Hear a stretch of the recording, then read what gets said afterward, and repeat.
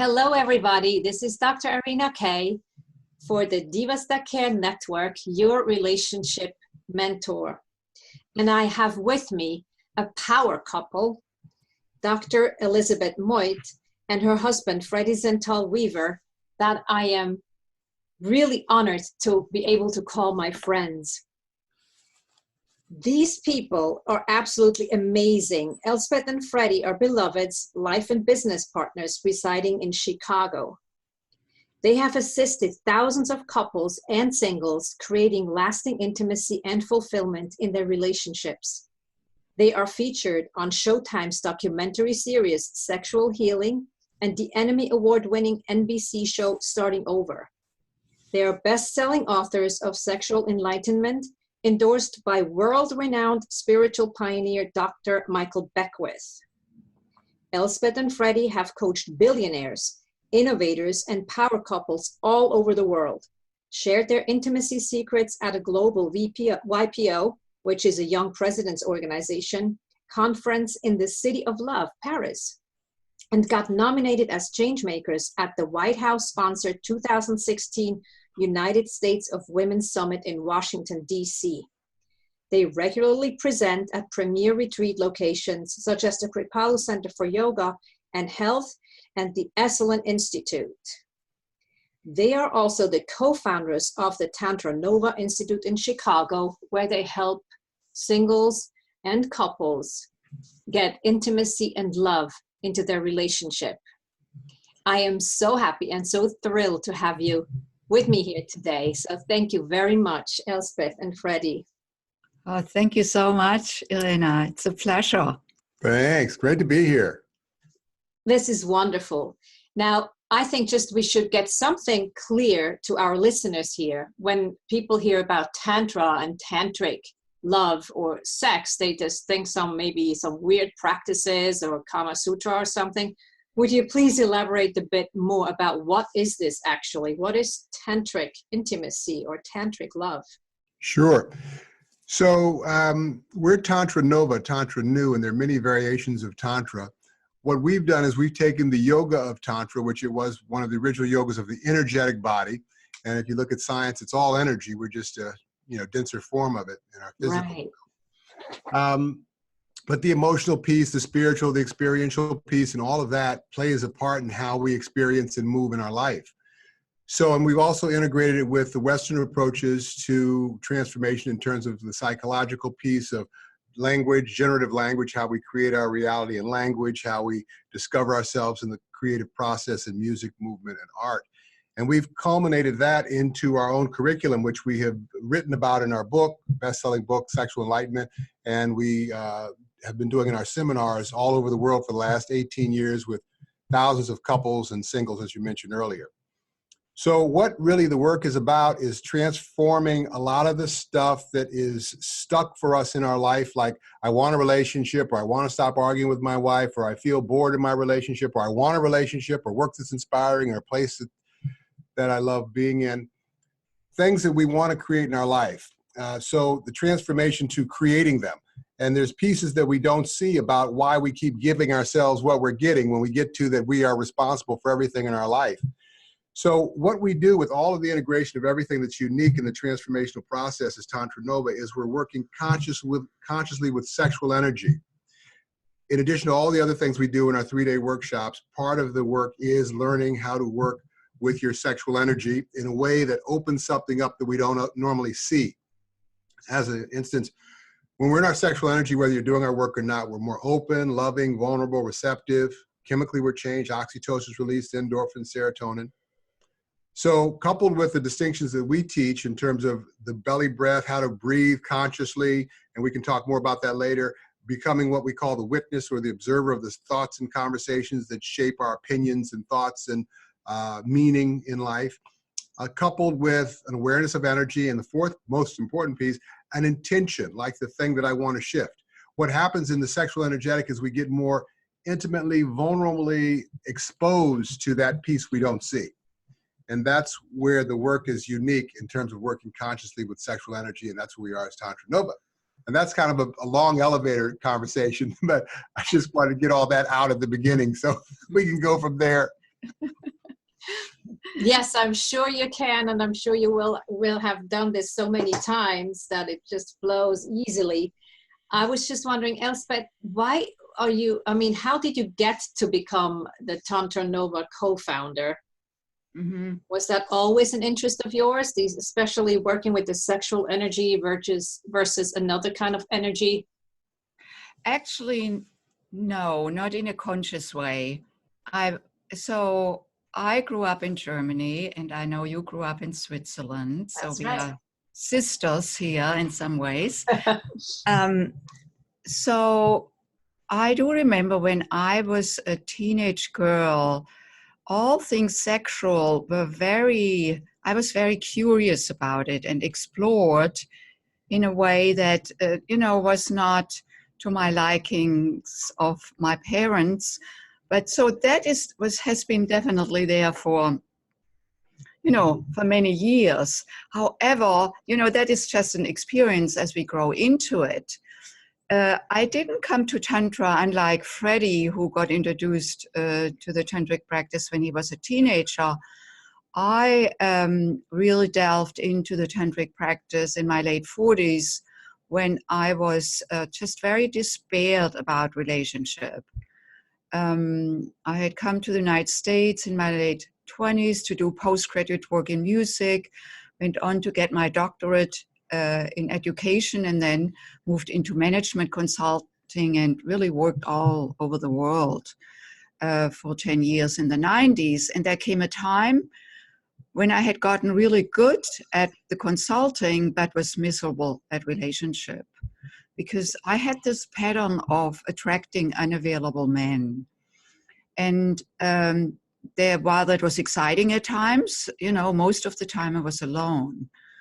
And there came a moment when I just didn't want to live like that anymore. And I also knew in order to shift the pattern, I needed new input. I needed to go to places I hadn't gone before, so that I could see what my blind spot was.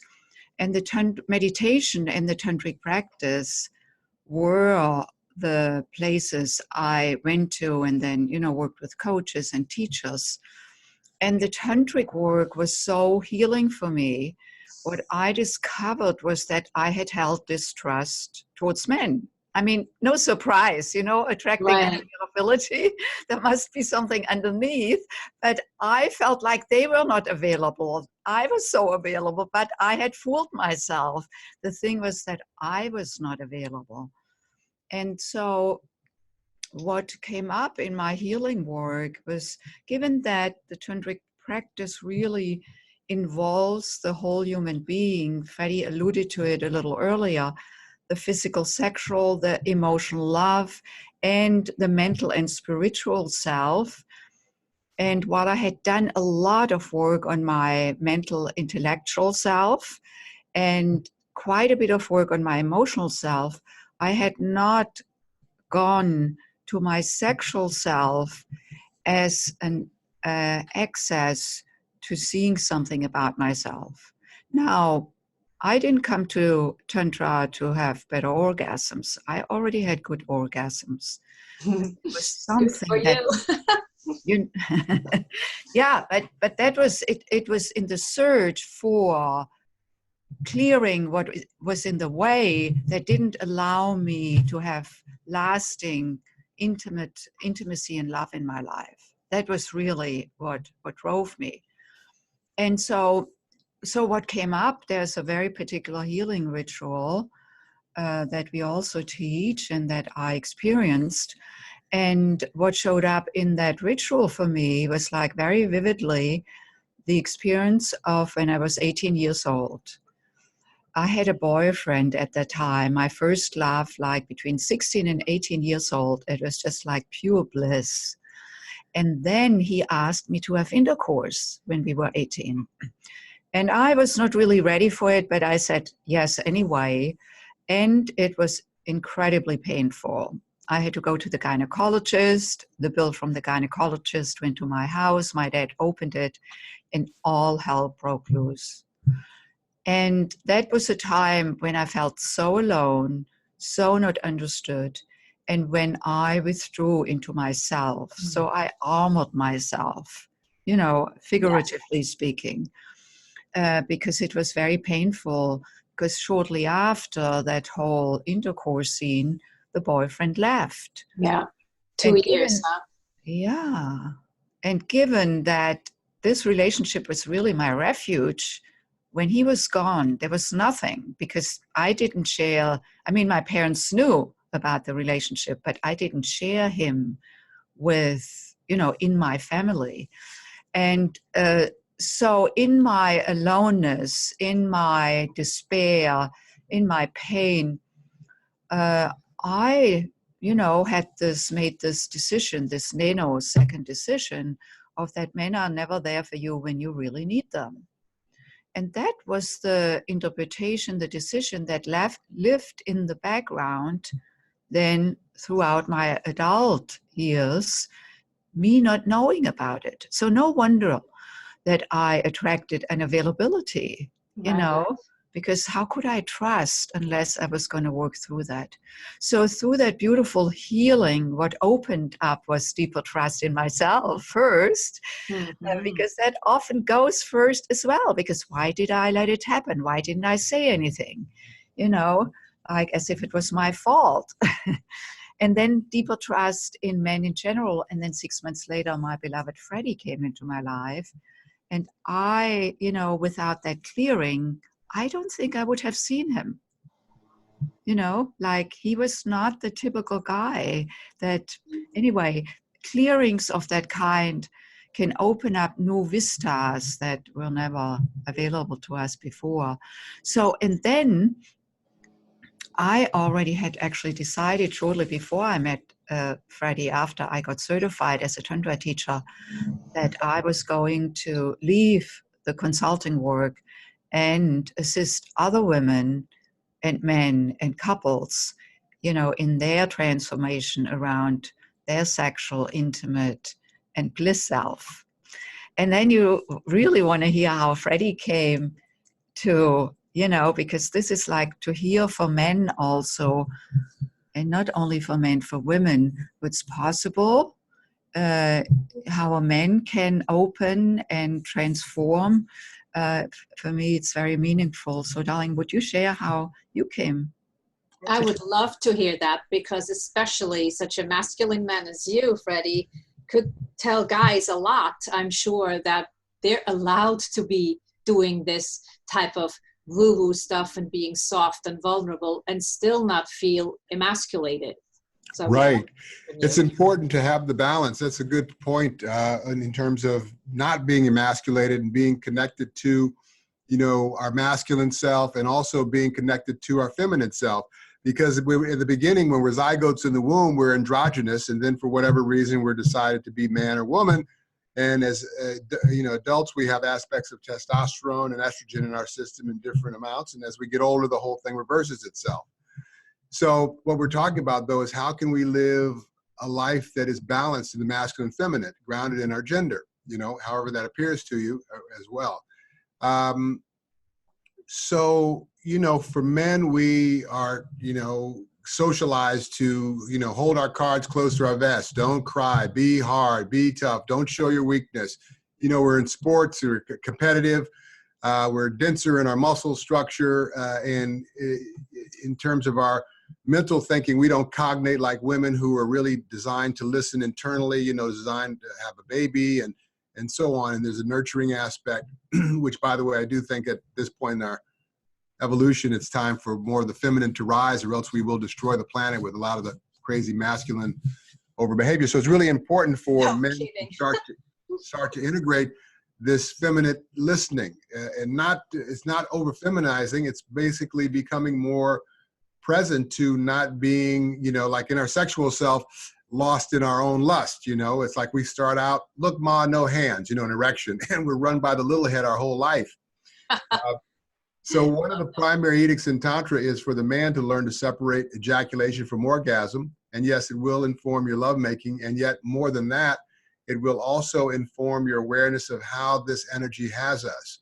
And if we can start to become conscious in the sexual realm, that consciousness starts to show up everywhere, in our life. So when we bring consciousness to the sexual, creativity and pleasure, which is the basics of that sexual energy, start to show up as a default listening all over the place in our life.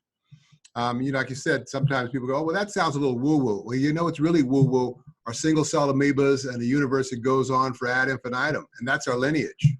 So what we're really uncovering here in working consciously with sexual energy is something that's always been, which is an intelligence of creativity and pleasure. It doesn't seem sexual when I'm being creative about how I'm responding to my child who is crying and spilling stuff all over the place at a time when I'm really tired, but I can start to look past my own tiredness and be over there with he or she, the little one, or being in a creative space in creating a business or an invention. It doesn't seem sexual, but yet the same chemicals are happening. Where endorphins and serotonin, the oxytocin, the feel-good hormones are activated, and typically it supports life. So that's kind of what starts to show up in bringing consciousness to this sexual, for men particularly, and the world. That is beautiful. And I just noticed that both of you use the word consciously a lot. So I'm thinking this is one of the most important messages that you can say, that bring consciousness to this kind of energy. And what you just said, Freddie, is like the sexual energy is not just for sex. Yeah, right. Yeah, no, forever we've been creating life with this. I mean, that's what the energy does. It creates life.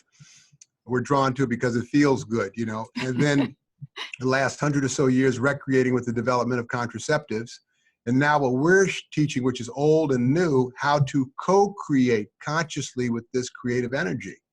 How can we use it with all the other wonderful things we can use it for, to be more aware of how we treat ourselves and each other? How do we live into our, authentic possibility? How do we participate in the world? How do we move through upsets? How do we move towards what we really want and not just placate ourselves with some rationalized suffering thinking? Well, I hate my job, 30 more years of retirement, what am I going to do?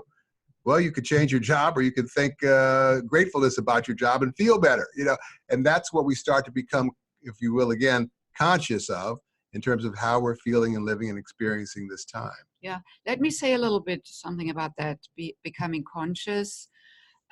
So we could also call it becoming aware.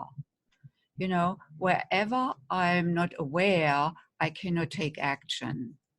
So that becomes very relevant in relationship, given that this is, the context we are looking at, is how can we create our relationships instead just following a blueprint that we learned from our parents or from our culture unexamined. How can we become more aware who we are, and then how we show up through our whole being, as Freddie said, in our sexual self? What's our relationship to the sexual self? What imprints are we bringing to this present moment? And these imprints can either have us, or we can start to become aware of the imprints. So we can choose, do I want to follow the imprint or not? Some imprints are actually very good. Like my curiosity around sexuality, that has been a great imprint. That has kind of triggered stuff too, right? So exactly. On the other hand, there was also that part where that exploration and opening, of course, for a girl and a woman, it's always the sexual and the heart, that there was then also a great deal of pain, and that has been an imprint too. So for me to clear that so that I can come fully into my womanhood and then be able to share myself in that freedom with abandon, with my beloved, Irina, that really has taken a lot of work and soul searching and becoming aware for me. And actually I'm still, engaged in becoming more aware. But so because sometimes consciousness, what is this? If we call it becoming aware, that may be more accessible, that word. And in the awareness, then of course we can see things that were not available before. does that mean when you're saying you're creating this awareness or you're becoming aware, is there a daily practice that you can follow to help this along? Or what does somebody need to do to be actually more aware or become conscious? Oh, this is great. What you're leading us right into, I want to share with you just a real simple meditative practice. If you let me do that for just a couple of minutes. Love to. I'd love for our listeners to get this as well. Would they have to be somewhere safe or to No, they can just be seated where they are and listen to this now or and in later when they have a quiet moment if it's busy where they are.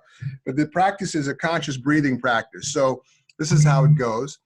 Seated comfortably with, on your sit bones, your eyes can be open, closed, or soft focus. Now, we're going to bring our awareness to our breathing, and we're going to breathe parasympathetically. Sympathetically, we breathe all the time in the upper chest and lungs. Parasympathetic breathing is when we actually bring the breath down into the diaphragm and extend the belly like a big balloon. So if you place a hand on your belly, seated comfortably on your sit bones, eyes open, closed, or soft focus, and follow your breath with your consciousness into your nose, down your trachea, lungs, extending into your diaphragm and belly like a big balloon. So really extend the belly into your hand. Really exaggerate the extension through the nose and exhale back up and out through your nose in your own pace, depth, and rhythm. We're going to breathe like this for just a little while. Continue breathing like this. I'll keep talking. Following your breath into your nose, trachea, lungs, extending down into your diaphragm and into your belly, into your hand like a big balloon on your inhalation. Following the breath back up and out through your nose in your own pace, depth, and rhythm. Letting your thoughts come, letting your thoughts go. As the thoughts come, just don't give the thoughts a lot of attention or focus. Let them be, let them go. Bring your awareness back to following consciously your breath into your nose, trachea, into your lungs, extending down into your diaphragm and belly, into your hand like a big balloon on your inhalation. Following with your awareness, your breath back up and out through your nose. Just a couple of more times, stay with it. Watching the thoughts. Feeling the rise of your belly on your inhalation. Flattening of your belly on your exhalation. One more time. Nice belly breath. And beautiful. Slowly bringing your awareness back into the space. And take a moment and notice how you're feeling right now, how your body is feeling.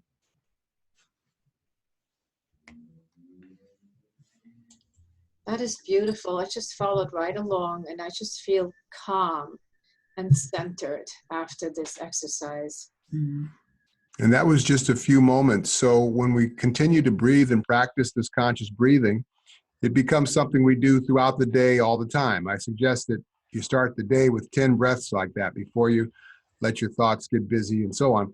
But what it develops is what we call the witness, which is watching the thoughts, which gives us the thoughts, give us the total felt sense. We get anxious about the trip tomorrow or whatever, or worried or angry or whatever. And that gives us a little space and a pause. That's one benefit of this type of breathing. The other benefit is we oxygenate better. We produce more endorphins, serotonin, oxytocin, the feel-good hormones. So breathing consciously really puts our body in a chemical state of ease. And that's the space where stillness arises, and the still place is where intimacy arises.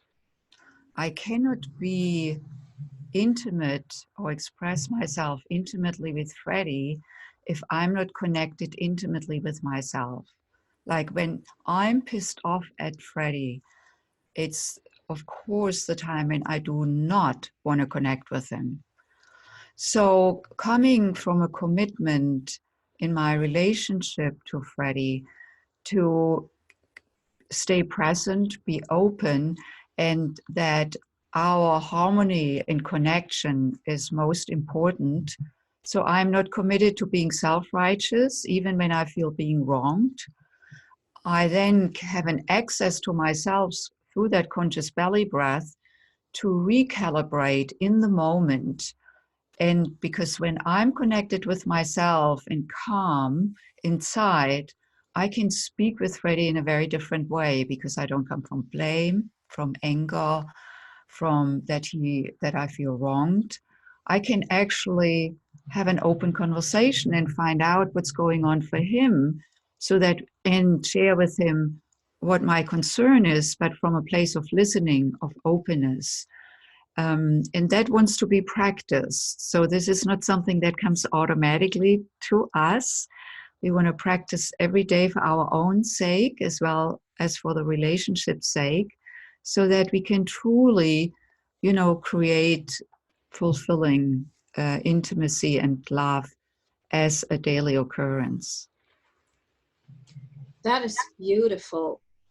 I'm just thinking, you just spoke before about when you are not trusting, how can you attract somebody who is, and would, because it's the law of reflectivity, isn't it?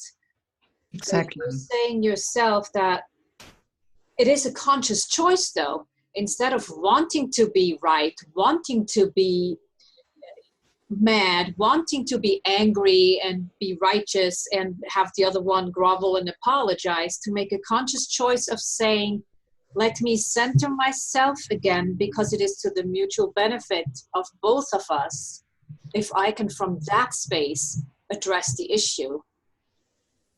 Exactly. Yeah, let me add too, is what happens in the belly breath. It's not to say that there's not something you are deeply affected by in this upset or disconnect. It's when we center ourselves, we can begin to look at what's there for me in my upset, not that she or he did anything to me. And from that place and that level of sharing, the other, if they're doing their work, can sit still and listen and get what's there for you. And then you can get on with the loving, get on with the being kind to each other, get on with the concern for each other's well-being. As opposed to where we get stuck in the ego and being right and making the other wrong and blaming the other for how I feel and all of that stuff. We can start to get to the essence of something. And not that, again, we don't feel, we feel deeply, and we get triggered often in relationship. And so how can we look at our triggers as opportunities to see something, to get past, let go, move on, be better, and so on? Because I think really we want to keep loving each other and being kind and loving our life while we're here. Well, that is what everybody wants, right? Everybody wants to be loved and be happy. What I think many people don't realize, it has to start within themselves. And just like you said, is what is in it for me if I have these feelings? Why do I have them? And how can I learn from them? And how can I get out of the funk and back into what I really would love to have? Yeah, and it's oftentimes just being with it, not even, analyzing the why so much. Although why is an important question, though oftentimes it takes us out of what we're feeling. And sometimes these things are so deep that we keep getting re-triggered. So in the meditative practice, what happens is we start to become, again, what we call the witness of this stuff. And we start getting more and more distance from the effect of this old story, this old feeling, these old emotions, and so on. So when they show up, in the future for us, they're just little blips in the horizon, and it's like our old friend, and we don't get so swept away by it, So to be gentle with ourselves and not get angry every time we said, oh, I thought I had mastered that or handled that or whatever. Is there an example from your own life where that gets re-triggered in the relationship? Like your relationship with your mom? Right, or with us, Yeah, I mean, that comes from an earlier time. Yeah, so, when I feel like I'm not listened to, or when I'm being hurried or not considered, or just sort of run over, then I get very in my masculine, defensive stance. And so I'm still working to flatten more of that reactivity. And I know that comes from an old place. I know that's my stuff. And usually once I go through it, I can come back with what was there for me. And Elspeth's a good partner. She'll listen. She doesn't stay triggered by my trigger. That's great, because that's not always the case, right? Well, yeah, because not the real stuff doesn't happen. It's just spinning it and going and staying with it, like the Hatfields and McCoys. is what kills it. Real stuff comes up, emotion. It's just being able to get over it quickly and then move to what's the share there. What's to be seen.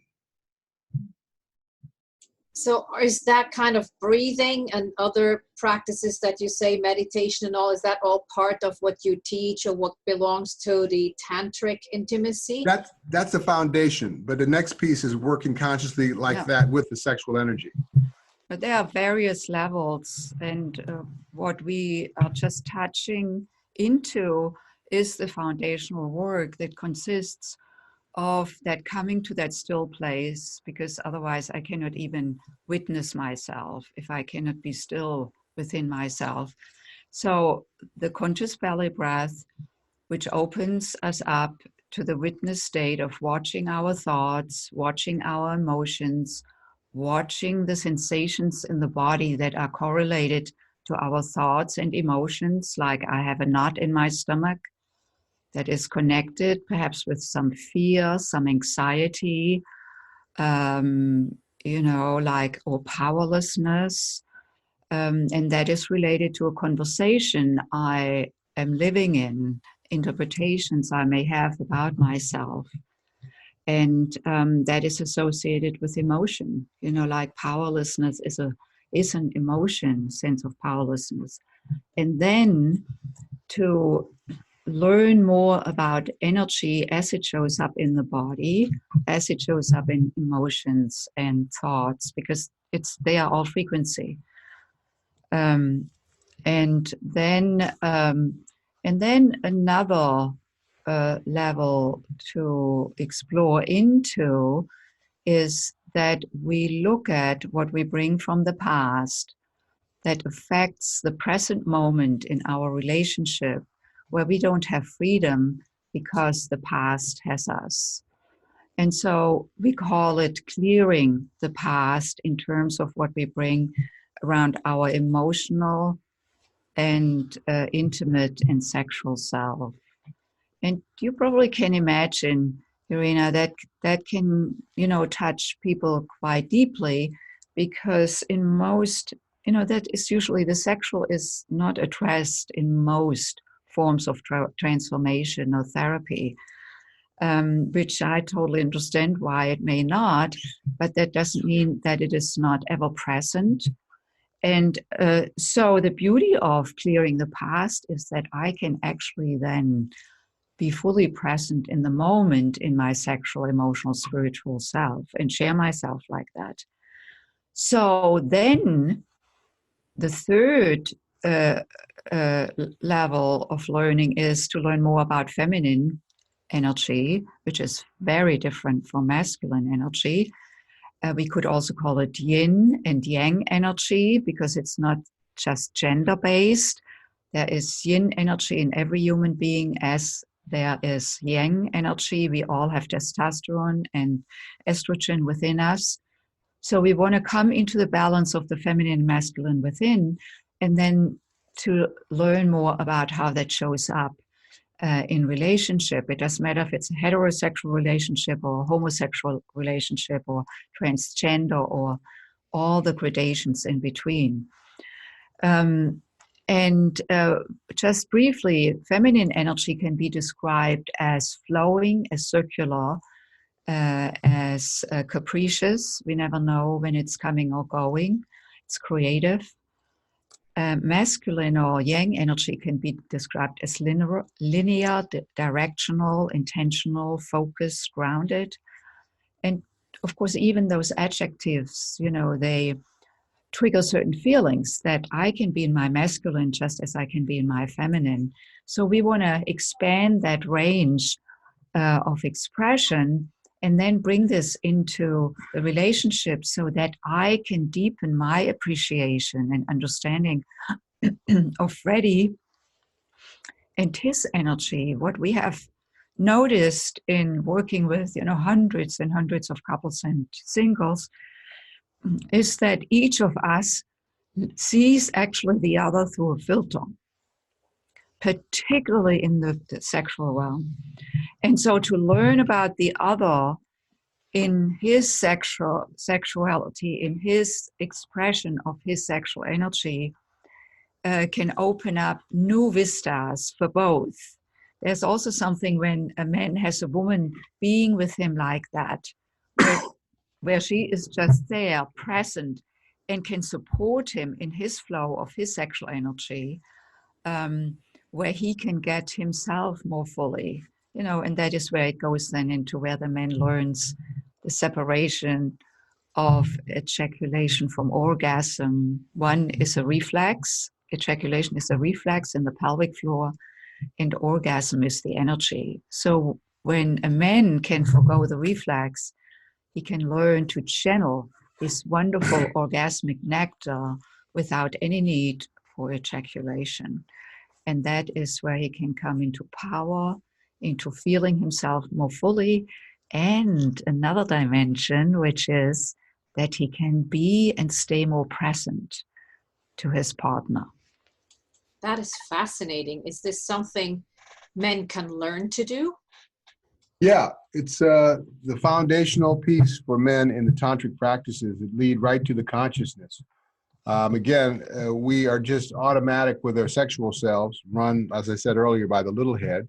And when we bring consciousness to the sexual, and that's one of the things we teach in the workshops for men, and I have a men's workshop coming up at the end of this month, or the 1st of November. But the key there is for the men to start to bring consciousness to this automatic sexual, it appears as lust. We really want to connect, yet it looks like a selfish love. So for men to learn to separate ejaculation from orgasm requires some muscle awareness, breath awareness, consciousness of energetic levels. And then that starts to uncouple how automatic this energy is, how we're swept away in love and swept away in jealousy and swept away in possessiveness and all of those things that are a part. So we're starting to now separate or get a little distance from that to use that energy as an enlivening essence. The joy of it. It's like once you really start tapping into deep levels of sexual energy and moving it consciously with your breath, everything gets a little brighter and lighter and feels better, just in terms of breathing, conversation, your creative expression. All of those things start to expand as we bring consciousness in this area. And what opens up for the woman, the experience is that her man becomes truly present to her. This is like a state of bliss that is available where he has learned to move up his sexual energy into his heart center, and then he can connect from his heart center with her heart center. Because most women, when they want to connect, they feel it in their heart center first. And then most men, when they want to connect, they feel it in their sexual center first. So there's a circuit that is being created through which then the couple can deepen their love and intimacy. I think that was one of the most profound statements right there, because this is what most women would say, that there is no real communication. Even when they're intimate, they're feeling alone because he is only focused on himself and his pleasure, while she might want to feel from the heart and become intimate in that way. I think this is absolutely incredible. So you're saying basically that these tantric practices that you teach can create lasting love and help create harmony in the relationship, instead of just whatever haphazardly happens when two people meet and they connect like a spark flies or whatever. Coup de foudre in French. Falling over heels in love. Right. Exactly. And for the man, what happens is his heart starts to open. I mean, we have moments of that. Typically, though, for men, it's like on the battlefield after we've been killing each other. We break down and cry and hug each other. In athletics, we pat each other on the butt and hug each other after we've been competing in that way. But what starts to happen when men bring consciousness to the sexual and start bringing that energy up to the heart with some, again, focused awareness, the heart opens. And then that broadens the capacity for him to meet the woman at her heart. And then once that happens, then they're communicating. There's a deeper listening. There's a broader experience of emotional connection. So many things start to wake up. Fantastic. Now, you just said, Freddie, that men's workshop is coming up in November. Yeah. If our listeners would like to go into this and look further into this, or even, you know, as a couple attend workshops, how can they connect with you? Yes, so all of our workshops are accessible, or, you know, open at our website, which is tantranova.com, TANTRANOVA.com, Tantra Nova, like supernova, Tantra Nova. And and so we have, you know, monthly workshops. Freddie has his workshop for men. It's called Men, Sex, and Power. In the beginning of November, I teach an all-women's workshop in the middle of November called Awaken to Your Feminine Essence. And we have co-ed workshops, couples workshops. The first level of the couples workshops is where the couple learns to cultivate intimacy, emotional intimacy through the body, through the being. There are body work partner practices, there are releasing practices, there are tantric practices in terms of meditation, healing practices. And then there's another level, an advanced workshop that is called the Spark Workshop, because it's really about igniting the spark within, and then with our partner, where we teach the advanced sexual healing practices. There's one for the woman and there's one for the men. And that takes a couple, of course, to whole other places, you know, and where we teach what Freddie just shared about the men, where he can learn how to separate ejaculation from orgasm, where the woman can experience being listened to and clearing whatever may be there that she may bring from the past that may not allow her to be fully in her intimate, you know, luscious, wonderful self. So yeah, Tantra Nova. Super exciting. So people could get all their information by going to www.tantranova.com. Exactly. And then also we would love to share a gift, a download that is called Creating Intimacy and Love. The emphasis on creating instead of just falling into it. And so it builds on what we started today with a breath practice. There are more practices on that download, so that each of you who is listening today can take what you got today a little further into your own life. That is fantastic. That's beautiful. Thank you so much. How can people access this gift, this download? Yeah, actually the best way would be through the link that I'm going to send you, Verena, and then on the page where the radio show is, if you could just... Absolutely. Yeah. I would love to. So people will get a link to go online and download a gift that will explain again and give you the breathing practice that they should do every day, maybe more than once a day, whenever they feel triggered by something, to become centered and calm and be able to connect further. Yeah, there's more. It's a video download. So it's a video download. Okay, fantastic. We are teaching, it's like, 40 minutes long. So it's quite a good next step from our conversation. Fantastic gift, I have to say. Very generous of you. So thank you so much. For myself and from our listeners, I'm certain a lot of people will take you up on that. Beautiful. Is there anything else you would like to add? Just thank you so much for doing your work and inviting us in. Well, thank you for being here with us, and thank you for doing your beautiful work. And your bio speaks for itself. So I'm really, really excited that you have been able to make it today, and that we can bring this to our listeners. This is Dr. Irina Kay, your relationship mentor at the Divas That Care Network, with Dr. Elspeth Moit and her husband Freddie Santal Weaver, the power couple from Tantra Nova Institute in Chicago. Thank you so much.